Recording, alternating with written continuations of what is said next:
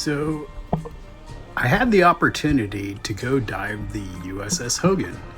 It's been a while since I last dove it. In fact, when I went and dove it the last time, or actually for the first time, I couldn't tell that I was looking at a boat at all. The viz was so bad and the current was so strong, all I could see was a bunch of coral. But as you can tell here, visibility has gotten a lot better.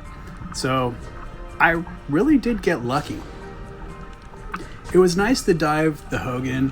It sits at 130 feet, and so obviously if you're not tech certified, then this will probably be a very, very short dive. More like a 10-minute bottom time dive.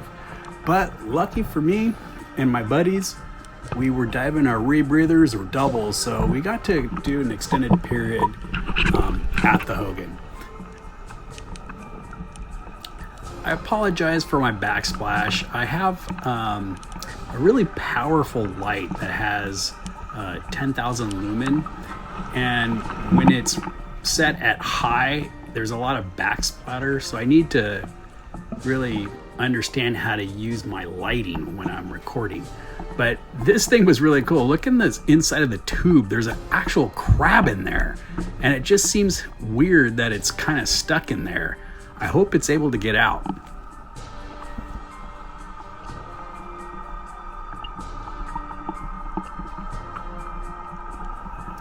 There are a lot of Gregorians growing all over the wreck, but don't be kidding yourself. If you're thinking that when you go to this wreck you're going to see a full superstructure of a shipwreck, that's not going to be the case. Apparently the Navy bombed the snot out of it, and so it's broken up into multiple parts, and from my understanding it's been sitting at the bottom of the ocean since the late 40s or maybe even early 40s. I forget exactly how long it's been here, but it's been here for a long time, so it's pretty much disintegrated. But the one really cool thing is that there is a lot of marine life all over this wreck.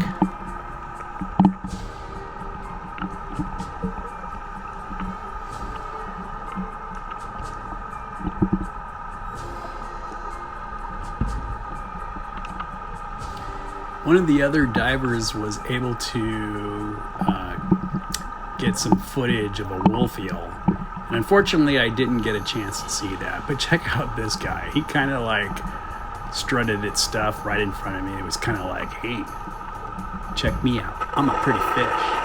But see what I mean in regards to the marine life? There's a ton of fish swimming all over the place, which I found to be really, really cool.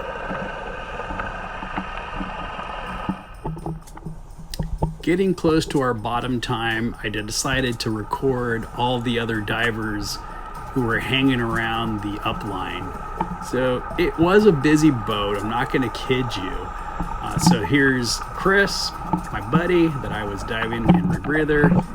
There am I in my Sidewinder, and we are actually on our way up the upline.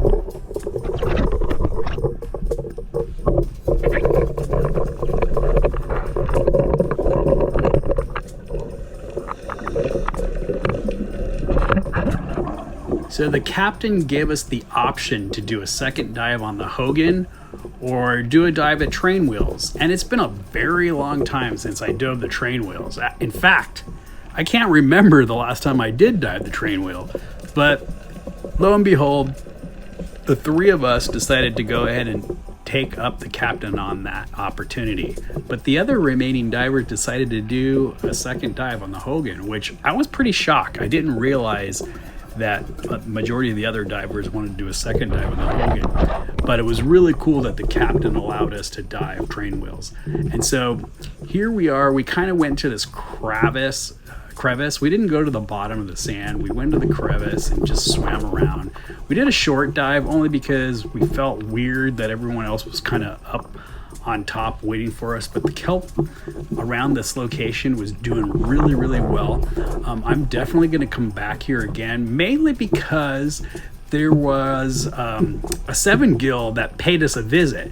Like when we first dove, it kind of buzzed us a couple times. It did a few pass-bys, but it was like too far to actually see. And as you can tell, my buddy Chris was pointing it out. And then after some time swimming in this crevice here, the seven gill decided to give us a little buzz bite just right underneath us, which was really, really cool.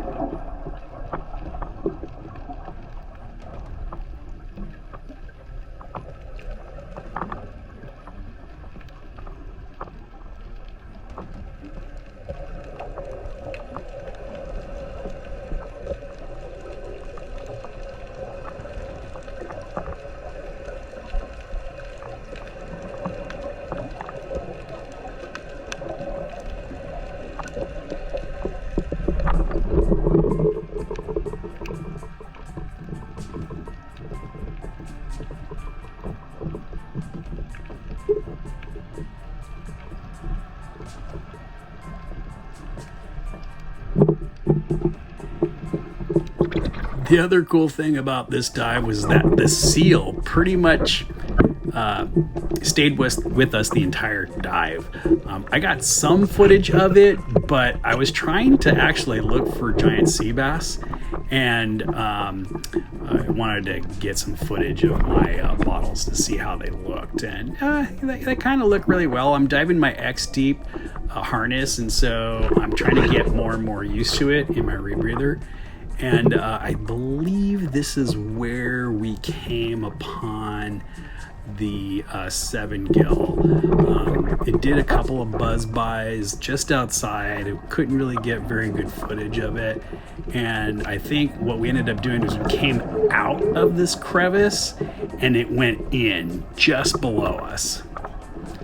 Just give it a little more time here, and I believe you'll see me do a quick turn.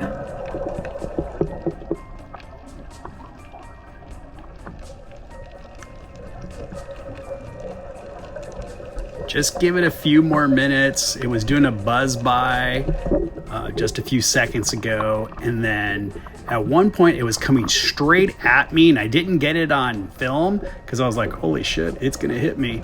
And then it dove down into the crevice. So I think we're just about to see it right here. Give it a few more seconds.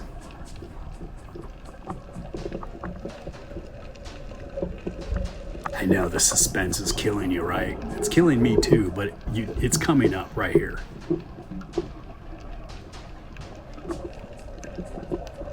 Aha, here we go. Here it is. Decided to go right underneath us. Beautiful seven gill. It was definitely it was bigger than us, so I would say it was like 7 feet, tip of its nose to its tail. But beautiful, beautiful fish. Swam right by us. Didn't care that my buddy Chris was shining the light on it. It actually didn't budge at all. Just kept on going on its normal business.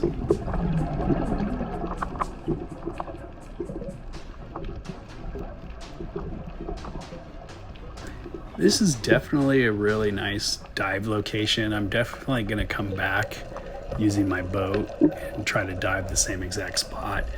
I do have the coordinates from when I used to run charters, and I believe I've dove this spot, but don't quote me on this. I might have some footage of it. I may not. I don't remember. But lots of cool rock formations, lots of kelp, lots of marine life. We were blessed to have some nice visibility, and of course all the usual fish that you would normally see in California, like the sheephead, and of course our buddy the seal. Here he is kind of bugging my buddy Brian, who's in open circuit doubles, but it just kept hanging out with us until when the shark came by, it swam away, but it always came back to pay us a visit.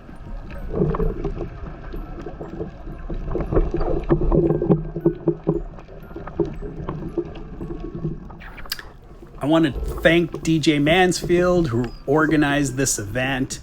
And if you're ever diving in San Diego, we were diving on the Waterhorse. So Waterhorse Charters, just do a Google search and you'll be able to check out their opportunities for future diving. Thank you for watching, and I hope to see you down below.